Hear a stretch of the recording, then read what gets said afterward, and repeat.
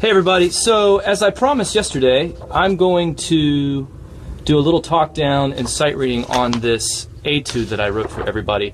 As I said, it is audition time of year. I know at North Texas starting tomorrow, we have lab band auditions, and as per usual at the University of North Texas, most of the determination of where people end up in their lab band placement is based on their ability to sight read, and reading music is such a vital part of being a well-rounded musician. So I usually every semester write an etude based on some jazz standard and post it for everybody to check out and practice if they feel like it. So what I thought I would try this time, since of the advent of live streaming and everything through Facebook, is I thought I would do one of these live and actually let you see me sight reading it and then talk about it a little bit. So before we get started, back here on the dry erase board, I just wrote 4 important things that I tell my students to do all the time, and most importantly, I tell myself to do all the time. I think that the number one problem when we sit down to sight read any piece of music is that we panic, and we waste most of the time that we ought to be preparing ourselves for our sight reading performance, just sitting there panicking,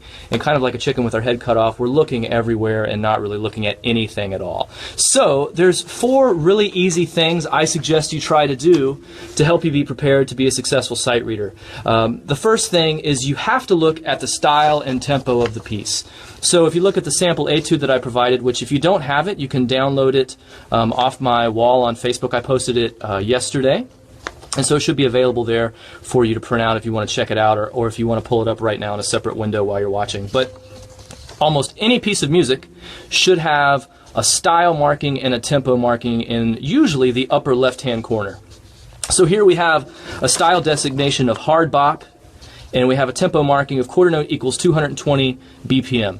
Now, one of the things that's so important, especially for us drummers, but any musician, is to know the style, because a drastic difference can be if we swing or do not swing 8th notes or 16th notes, depending on the tune.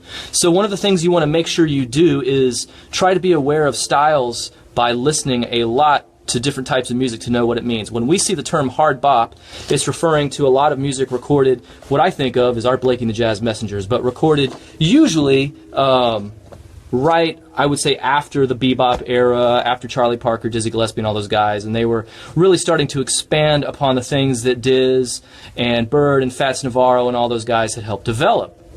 And so that tells us, when we see hard bop on this particular etude example, when we see hard bop, that tells us swung 8th notes. Even though it's quite quick, quarter note equals 220, we would probably call that up-tempo jazz. Even though it's up-tempo, I'm going to be swinging the 8th notes based on what the style thing is telling me. So then tip number 2 back here is the road map. I think it's very important that as soon as possible, you start looking at the basic layout of the tune. By the way, I would like you to note that I taped my chart.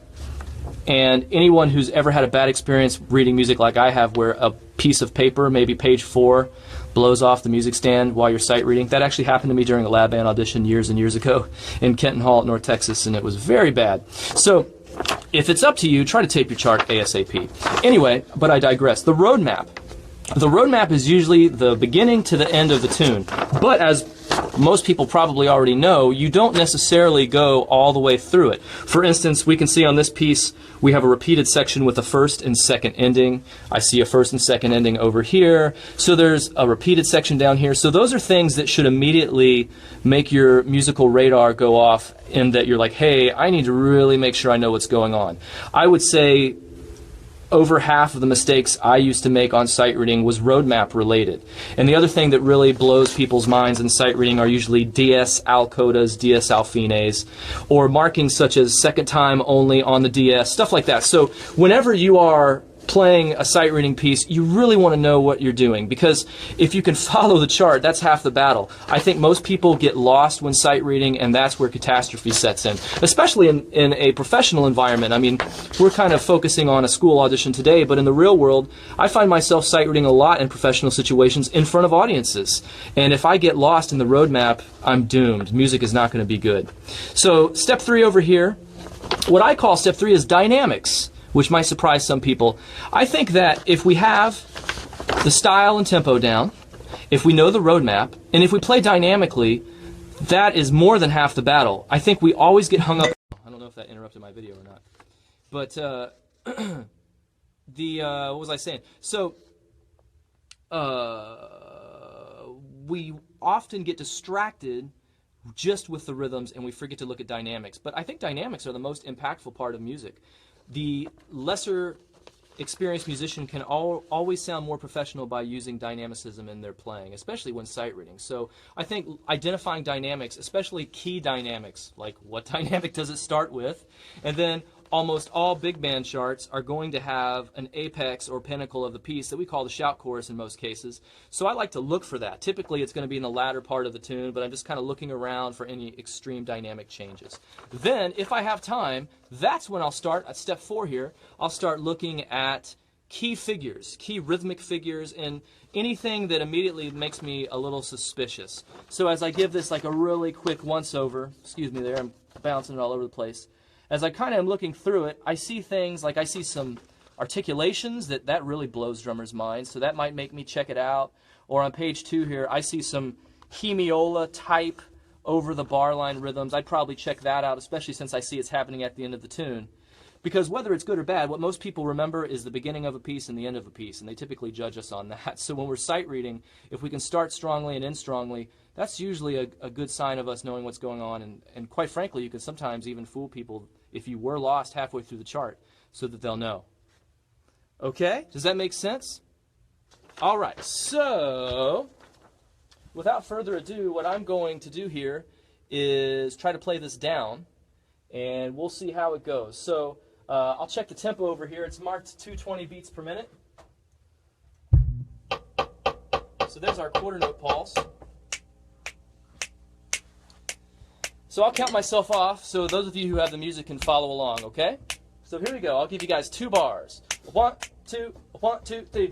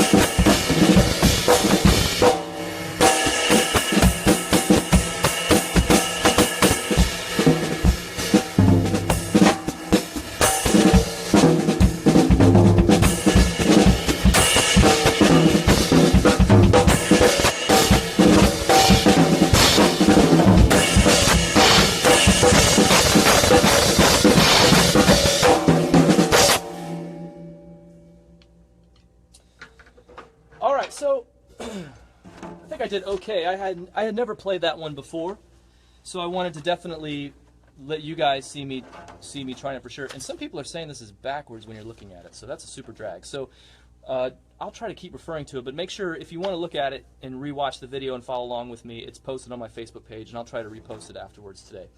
But I will tell you a couple things that came to mind as I was playing it that I wanted to make sure I pointed out. And for you drum set guys, I'll be kind of a little more specific about drum set right now, or I see some of my music education friends following along. So I'll try to speak to you in ways you can talk to your drummers too. But what you'll see, what you probably noticed, is there's quite a bit of back and forth as I'm playing on both of my ride cymbals over here. So I have one ride cymbal and a second ride cymbal, which I would always have two ride cymbal choices whenever I'm playing any type of jazz music. But especially when I'm playing big band music, I need to have minimum two different sound sources. But what everyone confuses it, they think that you have to have a ride cymbal and that we only ride on the ride cymbal, and a crash cymbal that we only crash on the crash cymbal. But I ride and crash on both. And it's important to use the different cymbal sounds to differentiate the form of the song. So when I'm sight reading, that's one of the things I'm always trying to do, is at the very least identify different parts of the tune and use different sound sources to reflect that. And to me, it's knowing my cymbals. Typically the cymbal that I play on my right hand, or my right side, because I'm a right-handed player, it's typically what I call my workhorse ride cymbal.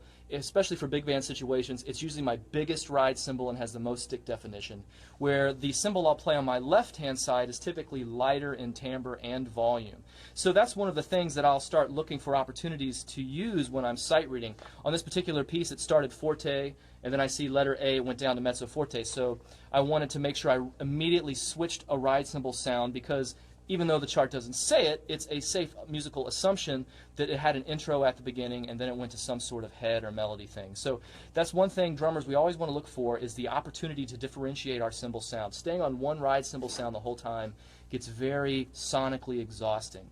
And you also can look for opportunities to delineate the form, which means to outline the different musical passages of a song. And usually you can identify that in any written piece of music by rehearsal letters or numbers. Those are typically placed at the beginning of a new musical phrase of some sort. So it's good to look for opportunities to change ride cymbals there, depending on what you're hearing. Or it's good to at least insert fills to reinforce to the rest of the ensemble that you're playing with that, yes, indeed, you have finished that musical phrase and you're on to a next one. A couple other things that I was definitely trying to pay attention to, that if you go back and listen to it after I'm done here, I hope that you'll hear as you follow along the chart, is first and foremost paying attention as much as possible to proper articulations. At the drum set, I think it's pretty straightforward. Whenever we're playing any type of figure, whether it be a tutti figure, which is typically rhythmic dictation in the center of the staff, such as you see at the first bar, or a background or melody cue, such as we see, for instance, I'm looking at letter D as in dog during the trumpet solo. You'll see that there's some written figures happening above the staff. I am always going to place those, I would say like 99% of the time, I'm going to place those on the snare drum and the bass drum, because to me they are harmonically sterile. I will hardly ever play a musical figure that the ensemble's playing on my toms, because I don't know how the tone of my tom will blend with the harmonic chord that the ensemble's playing. So typically I think one of two things happen. It's that when I play a tom with an ensemble figure, either the figure sounds like I muddied it up and it just sounds dissonant and messy, or it loses energy because it sounds like I disappear because my tom sound is swallowed up in the ensemble sound. So what I always tell my students, and I tell myself, is whenever I'm playing any figure with the ensemble, I'm putting it on the snare drum and bass drum to make sure that it really cuts through the ensemble. And I think this is something Ed Soph told me years ago. In my mind, it's what he told me. But to me, the snare drum is always a good choice for any ensemble figure. Always, long or short.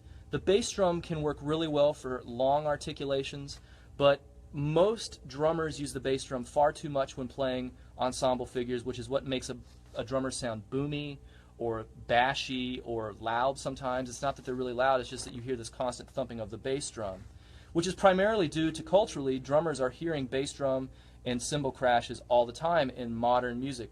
But in jazz music, the snare drum is a vibrant part of ending and beginning musical phrases. And so if you're wanting to get a lighter yet more intense sound, try placing more figures on the snare drum. And I mean, one of the best people you can listen for that is the great Buddy Rich. He was a master of doing that, and you hear him get a lot of that from the Count Basie drumming history of Papa Joe Jones and Sonny Payne. And even though Mel Lewis is thought of as a more legato drummer in a big band setting, I can cite many recordings where I hear Mel placing ensemble figures on the snare drum, especially if you listen to the albums, the Definitive Thad Jones Volume 1 and 2 by the Mel Lewis Jazz Orchestra. You'll hear him doing a lot of that. And so just remember, try to keep the toms out of the equation when you're playing figures, especially sight reading, because the band needs help. And our number one goal is to have a successful musical endeavor when we're sight reading, so look out for that opportunity. And then a couple other things I'll say is that this is a fairly quick tempo. And that means that there is plenty of excitement built in. Especially when sight reading, we don't want to clutter it up too much or feel like we need to play more. It's a strange thing that occurs when we play fast tempos. We tend to think we need to play more. But to quote Ed Sof again, something he told me years ago when I was a student is that the faster the tune, the more built-in excitement. Let the built-in excitement carry you, and be more strategic in the notes you play and when you play them. And so that really applies to me at the drum set when I'm sight reading especially, and that I don't want to play too cluttered of fills. I want to keep it pretty simple. And when you go back and watch me play it, maybe I'll play it again here in a sec just so I can demonstrate some of this stuff one more time. But when I play it again, I want you to notice that even when there's dangerous, I call them booby traps, like it says solo fill. I mean, I think in most drummers' mind we see solo fill, and in our head we imagine that all the lights turn off and there's just a spotlight on us for 4 whole beats for us to play the history of drum solos. And really, I think that what it's telling me is that I need to kick the band strongly for a bar. And I don't want to fall into the trap of playing so much that I either mess the time up or confuse the band, which I certainly and unfortunately have done many times in my life. And I try not to do anymore. I feel like I'm making up for a lot of mistakes I made crashing bands with poor playing. So watch out for that, and I'll try to demonstrate that here in a moment also. Okay? So I'll try to also, I haven't been able to read, I see there's been some comments happening. I haven't really been reading them while I've been doing this. I'll try to read those later and answer anything you guys have either today or tomorrow. So if there is a question that comes to mind, if you just want to post it in the comments section, I will make sure that I answer those. And then also, if you're interested in this stuff, shameless self-promotion, I wrote a whole book on this. It's called this. I don't know if it's appearing backwards or not, but it's called Drum Set Sight Reading, Big Band Drum Set Sight Reading Volume 1.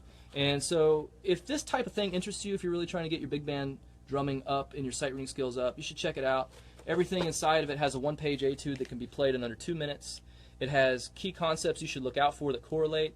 It has a listening example that's so important, and I'll speak about listening in a moment, that you can check out a drummer playing in this style. And then there's a video example for each etude in this book of me playing the etude by myself, and they're all on YouTube and they're free to check out. So if you're looking for more, and you music educators out there, there is a score sheet in the back of the text, so if you need more sight reading stuff for your students and you don't know how to judge them, you can get the book and print out a score sheet, and it uses the 5 keys for every etude as scoring points. So it'll give you something to look out for whether you're teaching, practicing, or auditioning students. And then, as most people, I think the hardest thing rhythmically about playing this type of music is the written language. It's written in a syncopated fashion, which drummers usually come from a rudimental background where we're very literal. I mean, we see a quarter note, and we see an eighth note, and we see a whole note, and we don't really know how long to sustain them unless they're a roll. But when we're reading syncopated language in the big band setting at the drum set, we're reading music the way horn players see it, and that's very confusing to a lot of drummers. So I recently released a whole book on that type of language. It's called Studies in Syncopation, and it starts with good old 4/4, eighth note, swung language that you can check out, which actually is exactly the language you're seeing in the sample etude I wrote. So if that's something else that interests you, you can check those out. There's a Facebook page for both, and they're both on my website. You can download them digitally or in print. Or if you're super broke and you just have a passion for playing drums and can't afford my books, if you send me an email, I'll give it to you for free, because I just wrote them mainly for people to grow at the instrument. So if you're like super broke college student, you can barely afford anything, if you send me an email and tell me that you're a super broke college student but you really want my book, I'll send it to you. Just email me. And you can email me at stocktonhelbing@aol.com or through my website, stocktonhelbing.com. So I do see a couple questions here that I'll try to answer these really quick. But the last thing I'll say about this in regards to how to ultimately become a better, more musical sight reader at the drum set, and it all starts with listening. And if you look at the first key I talked about today, style and tempo, style is a big, big word that assumes a lot. What style assumes is that the musician getting ready to play that music has listened to that style that they're getting ready to play. And we want to make sure we've immersed ourselves in the types of music we want to play. When a lot of students come to me to take maybe a lesson or two to prepare for an audition that will involve sight reading, they always tell me, I want to be a better big band drummer, I want to be a better big band sight reader. And I'll typically ask them, okay, well, what type of music do you like listening to? Do you like listening to jazz music? And usually they're like, no. I'm like, well, who's your favorite jazz drummer? I don't have one. What's your favorite big band album? I don't have one. And that is the number one frustration, I think, for me as a teacher, is that students are usually getting a bit ahead of themselves. I know I used to as well. So the most important thing you want to do is to listen to the style of music you're going to play. I mean, it is kind of insane if you think about it. If you're going to move to Spain for a year and you know that you're going to need to speak Spanish there in your job, but you move to Spain having never listened to any Spanish spoken but expect to be fluent when you land, that's never going to happen. You need to immerse yourself in the language that you want to speak fluently. So if you want to become a better big band drummer, you must listen to big band music. And there's a whole bunch of big band music and great big band music out there, and I think it's all great, and you just need to find something that you like first, which means just find any big band. I'll tell you, it's kind of funny. Most people laugh at me when I tell them this, but I got a Glenn Miller Orchestra tape when I was in 7th grade, and I wore that thing out. I loved it. I loved it. And I really lucked out because it had the great Davey Tuff playing drums on a bunch of it. And it's swing era big band stuff. And there's not necessarily a ton of kicks in it, but there's just great swing time, which is the basis for everything we play is good, solid time. And so I had that background, and then thankfully when I was a kid, the Count Basie Orchestra under the direction of Frank Foster came to my hometown. And I can remember everything about it. And I had these live music experiences, and I had recorded listening experiences that helped shape the way I'm able to sit down and play drums when I sight read. So one of the most vital things you can do if you do indeed want to take your big band sight reading, especially at the drum set, to the next levels, you must listen to it. And if you're not acquainted with some of the marquee big band drummers, you need to start with them. Kind of the easy one that gets everyone revved up is Buddy Rich. Buddy Rich is amazing. Buddy Rich has a fascinating history in his recorded big band history where you can hear all kinds of different stuff. He has a great album dedicated to Count Basie called This One's for Basie. He has some classic kind of hard-nosed big band records like Big Swing Face or Swing a New Big Band that has a nice differential of different styles. You can hear his later stuff where he started delving into some more contemporary groove-oriented things. I grew up listening to one of his last albums he ever made called Live at Ronnie Scott's, featuring all Bob Minster's writing, which is incredible. And then Mel Lewis. I think great places to start with Buddy Rich, Mel Lewis. I mentioned it earlier, but for me, I love recommending the Definitive Thad Jones by the Mel Lewis Jazz Orchestra. It was recorded shortly after Thad and Mel had split. But anything with Thad also, though, Live at the Village Vanguard, the very first record, is a must-have, too. So start with Mel and Buddy, and if you really like either one of those guys, you always just need to ask yourself, what came before these gentlemen, and who did they influence after them?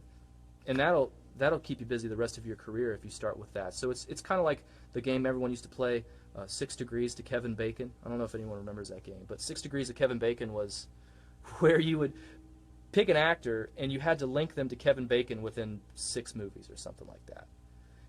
And you can do that with jazz drummers. And so if you get very specific with big band jazz drummers, that's a great way to start. But then one of the reasons I picked this particular tune is I wanted to tie into small group jazz drumming too. This is a great Art Blakey tune. It appears on the classic Art Blakey album, The Big Beat, by Art Blakey and the Jazz Messengers. And if you're not familiar with Art Blakey's music, that's a great place to start, especially if you want to become a better jazz drummer. It's an immense jazz history, and it's a who's who of up-and-coming jazz musicians who went through the Jazz Messengers and wrote music like the great Wayne Shorter, who wrote this killing tune, Sakeena's Vision.